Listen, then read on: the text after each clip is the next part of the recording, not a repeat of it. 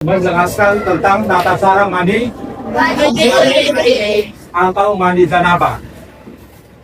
Hal ini penting karena kalau mandi wajibnya tidak sah, maka ibadah-ibadah yang lainnya seperti wudhu, sholat juga tidak sah.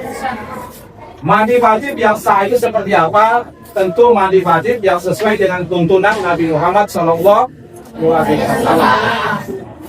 Nah, seperti apa tata cara mandi wajibnya? Sebagai berikut. Yang mutlak penyebab mandi wajibnya itu karena mimpi basah, atau bagi yang sudah beristri karena habis beribadah dengan istrinya. Yang putri atau yang wanita itu penyebab mandi wajibnya bisa karena selesai haid, bisa karena selesai nifas, bisa juga karena selesai beribadah dengan suami sendiri ya. Nah, tata caranya sebagai berikut.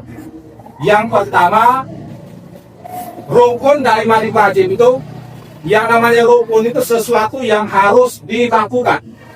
Kalau salah satunya tiada, maka ibadah yang bersangkutan tidak sah. Mandi wajib rukun yang dua, satu harus ada niat. Yang kedua adalah mengguyur air ke seluruh tubuh hingga tidak ada bagian yang tidak terkena air. Semuanya terkena air. Di lipatan-lipatan tubuh, di bawah kuku, dan lain sebagainya. Nah, yang pertama sekali adalah baca niat. Baca niat itu jangan terlalu keras, tetapi seperti orang berbisik-bisik. Kapan kita baca niat? Yang paling utama adalah sebelum masuk kamar mandi.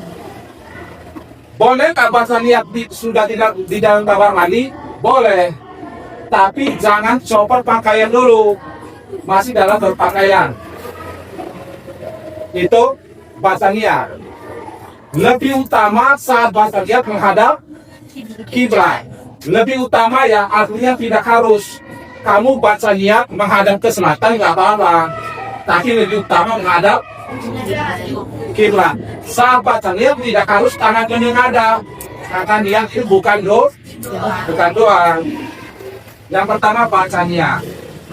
Setelah baca niat, kalau bacanya di luar kamar mandi, setelah itu baca doa masuk kamar mandi. Doa masuk kamar mandi itu penting. Kan pendek berdoaku, Allahumma ini a'udzubika minal khubuthi wal khaba'is.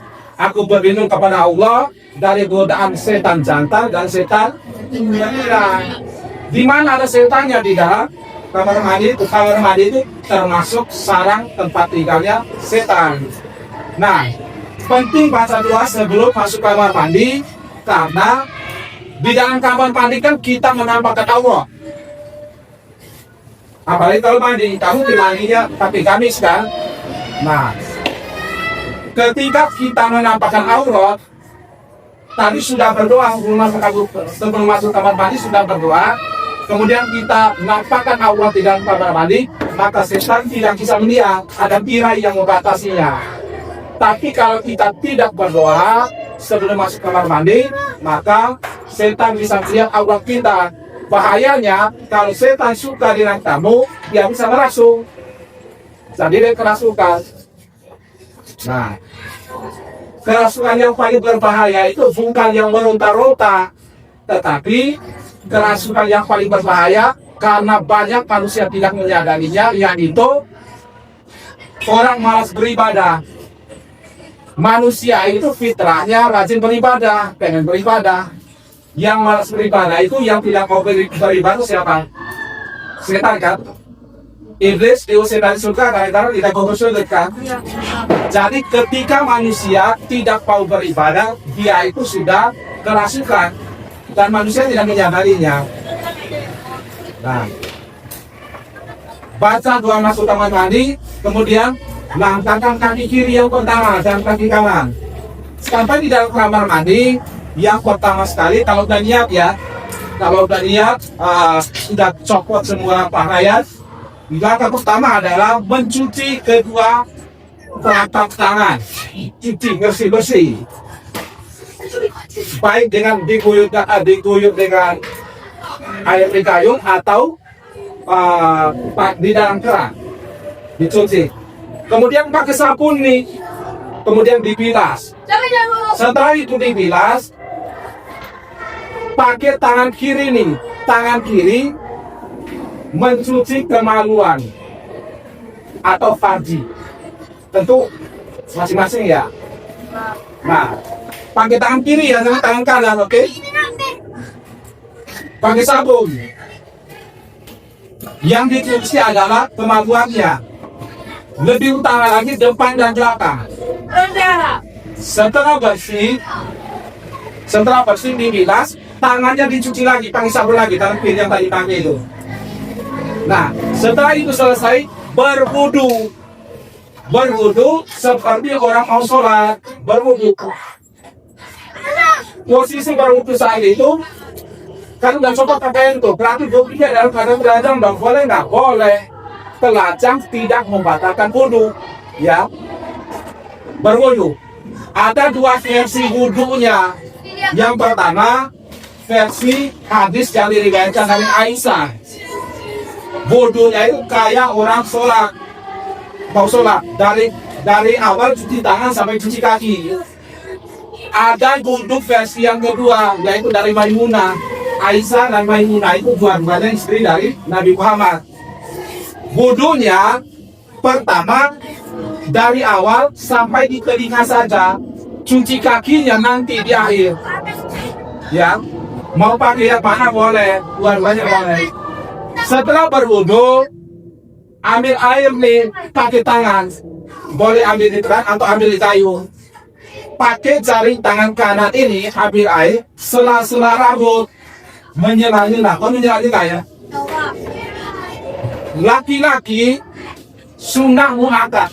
Sunnah muakkad itu sangat dianjurkan saat menyela-nyela itu airnya kena kulit kepala.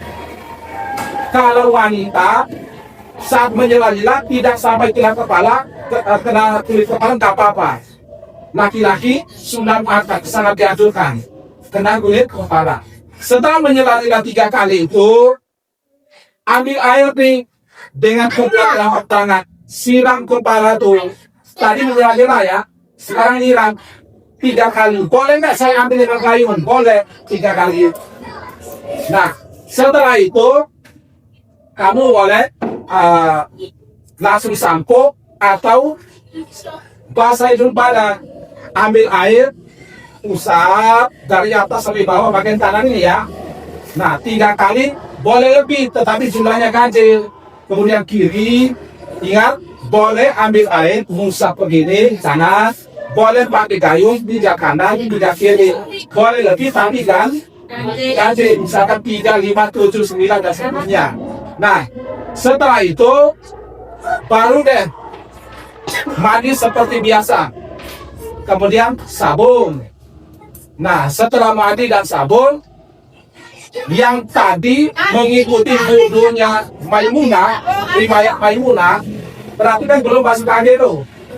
Nah, setelah dia bilas dari sabunnya, basuh kaki sudah lengkapi wudunya. Setelah itu ulang dengan handuk, selesai mandi wajahnya. Kalau kamu mau sikat giginya tadi dilakukan setelah mencuci kemaluan, setelah mencuci tangan kiri, sebelum berwudu. Sikat giginya di situ, ya. Gampang nggak mandi wajibnya?